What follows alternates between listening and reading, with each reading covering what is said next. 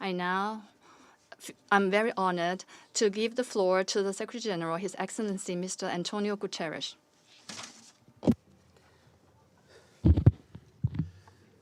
Mr. President, Excellencies, thank you, Mr. President, for convening the Council on this essential topic. Our collective security demands that we seize every moment to forge a common understanding of the threats and challenges before us, and most importantly, to shape united responses to them. As the focus of this briefing makes clear, the path to peace is forged by dialogue and cooperation. I have just returned from Ukraine, Turkey, and Moldova, and I look forward to speaking further about this visit on Wednesday. There, I saw the Black Sea Grain Initiative in action, an initiative to get grain and other vital food supplies moving again through Ukrainian ports. In parallel, we have an agreement to facilitate unimpeded access to global markets for food and fertilizers originating from the Russian Federation. Mr. President, this comprehensive plan is crucial for the world's most vulnerable people and countries who are desperately counting on these food supplies.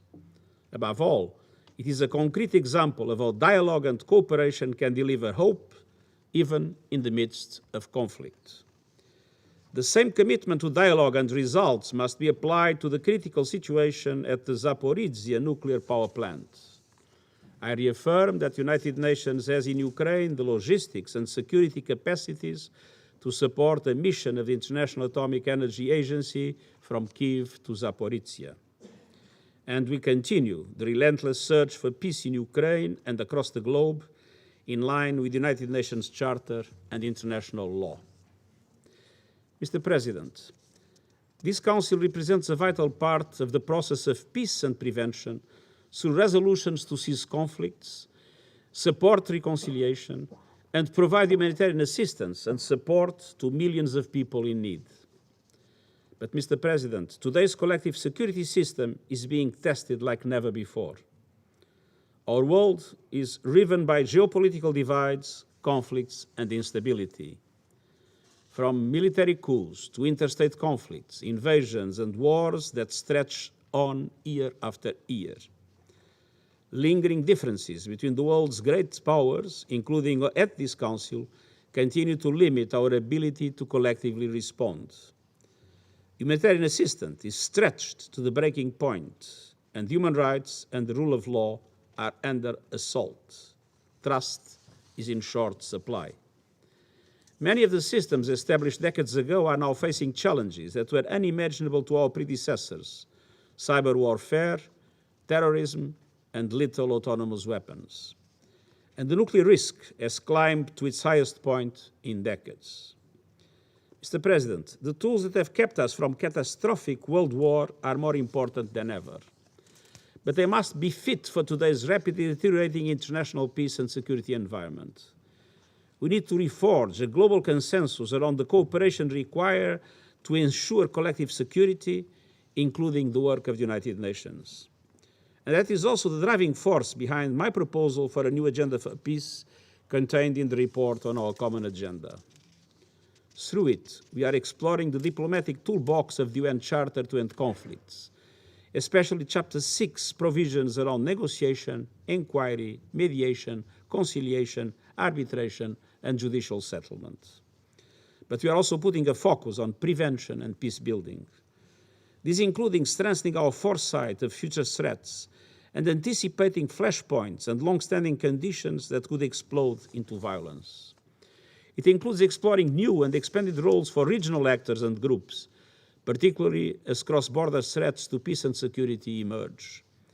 It includes putting human rights first in political and financial investments that can address the root causes of conflict, from social protection and education to programming to end violence and discrimination and increase women's participation across civic and political life. It includes the capacity of establishing new social contracts that build and strengthen the bonds of trust between people who inhabit the same borders, and in the governments and institutions representing them, so all people can lend their hands to building peace. and it includes joint efforts to gather countries around the need to reduce risks stemming from cyber warfare and lethal autonomous weapons. And it includes accelerating efforts to eliminate the nuclear threat once and for all. The 10th Review Conference of the Treaty on the Non-Proliferation of Nuclear Weapons meeting these months must demonstrate that progress is possible. I renew my call to all states parties to demonstrate flexibility and the willingness to compromise across all negotiations. And countries with nuclear weapons must commit to the no first use of those weapons. They must also assure states that do not have nuclear weapons that they will not use or threaten to use nuclear weapons against them, and be transparent throughout. Nuclear saber-rattling must stop. We need all states to recommit to a world free of nuclear weapons and to spare no effort to come to the negotiating table to ease tensions and end the nuclear arms race once and for all. Mr. President, humanity's future is in our hands today.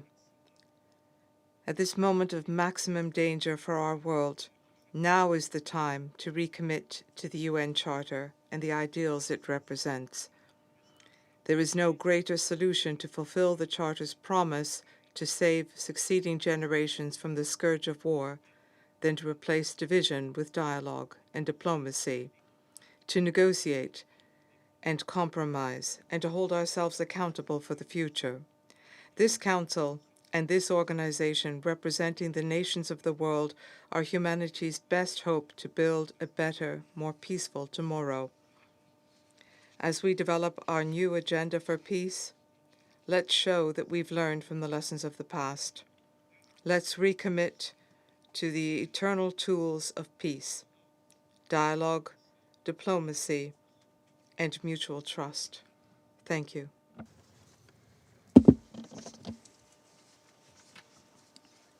I thank